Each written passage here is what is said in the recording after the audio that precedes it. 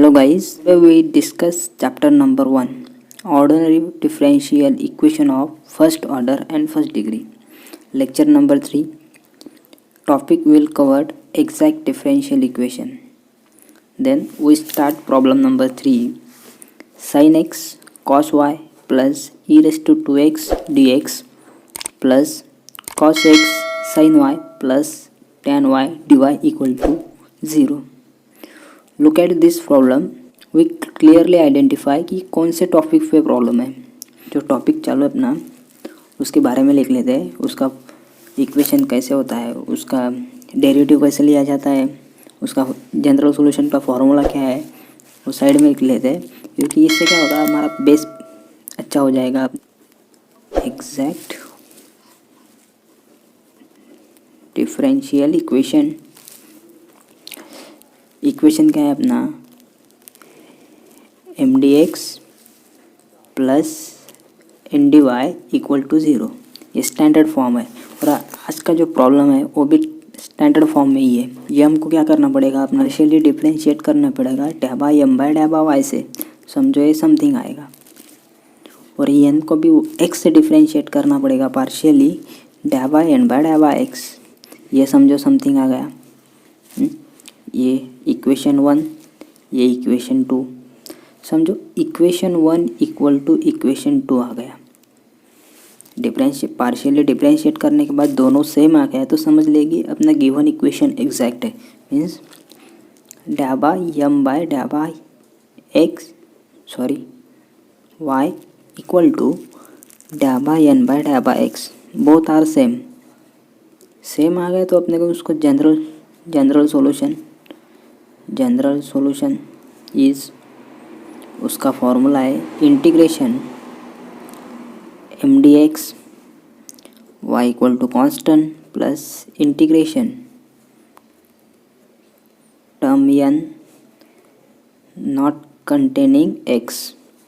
क्योंकि इस इंटीग्रेशन में एक्स का कोई भी टर्म नहीं आना चाहिए, इक्वल टू कॉन्स्टेंट. ये हमारा स्टैंडर्ड फॉर्मूला होगा जनरल सॉल्यूशन का.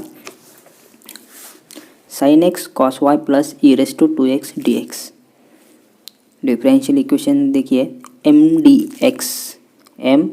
एक्स मीन्स dx तो हमें पता ही है. यम क्या है अपना, dx के बाजू में जो है वो यम है. यम क्या है अपना, फिर कौन सा आएगा, ये वाला पूरा यम टर्म हो गया अपना. तो इसको m equal to sine X and cos Y plus E raise to 2x N D Y किधर है, ये रहा डी वाई. तो ये जो टर्म है ये क्या बन गया अभी हमारा, एन बन गया. एन टर्म है, एन टर्म को भी इधर लिख लेते हैं. क्या है, cos x sine Y plus tan y. M term जो है उसको डिफरेंशिएट करना है विथ रिस्पेक्ट टू y से. तो first partially differentiate M with respect to y से.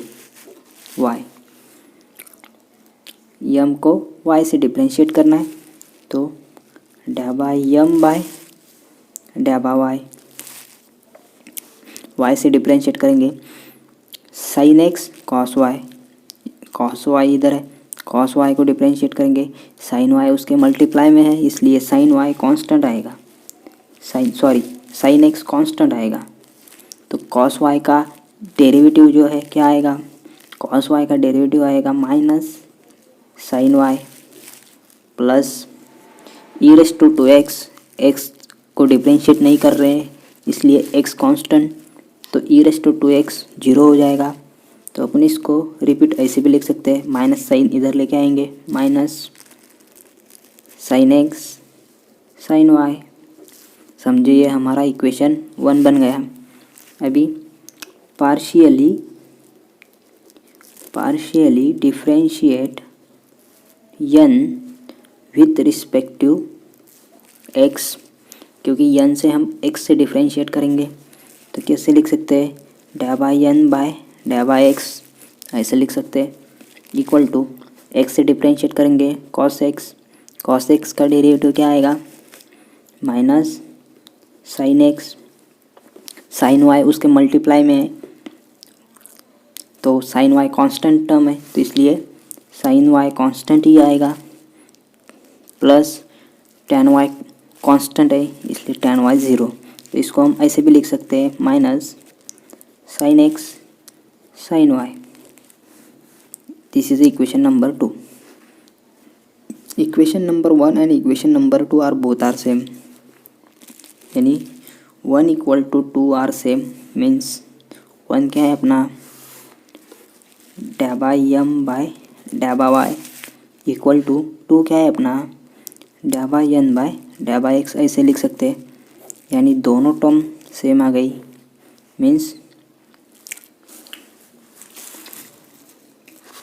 Means given equation is exact. Equation exact आने के बाद डै बाई एम बाय डै बाई वाई इक्वल टू डै बाई एन बाय डै बाई एक्स बोथ आने के बाद उसका जनरल सॉल्यूशन निकाल सकते हैं अपन अभी। तो जनरल सॉल्यूशन का फॉर्मूला किधर है, ये लिखा है मैंने, यहाँ पे लिखा हुआ है जनरल सॉल्यूशन का फॉर्मूला क्या है, रिपीट से लिखेंगे अपन, integration M D x y constant रहेगा plus integration term N not containing x d Y equal to constant. इसमें x की टर्म नहीं आनी चाहिए, जिधर भी x रहेगा वो ज़ीरो हो जाएगा एन में, इसलिए उसको निगलेक्ट करना है, सीधा x के टर्म को निगलेक्ट करना है। किस में से, एन में से। अभी एन के अंदर जहाँ भी x रहेगा उस x वाले टर्म को निगलेक्ट करके जो y की रहेगी सिर्फ सेपरेट उसको ही इधर लिखना है, बाकी कुछ नहीं करना।